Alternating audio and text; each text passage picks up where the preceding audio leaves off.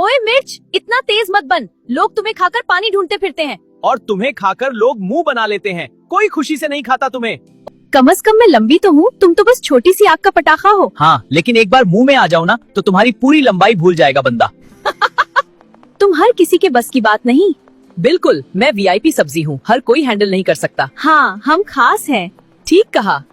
तुम ज्यादा खाई जाओ तो लोग पानी पानी हो जाते हैं, और तुम ज्यादा खाई जाओ तो लोग मुंह बना बना के कहते हैं ये क्यों खाई। हाँ बिल्कुल, चलो खाते रहें। मैं सेहत के लिए अच्छी हूँ और मैं मजा लाती हूँ।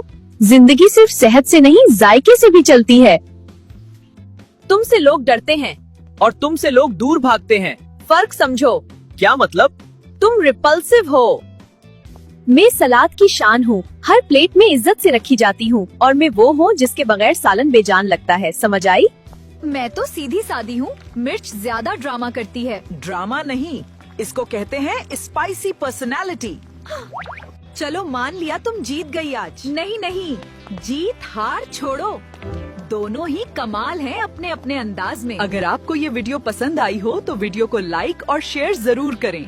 मजीद ऐसी वीडियोस के लिए हमारे चैनल को सब्सक्राइब करें।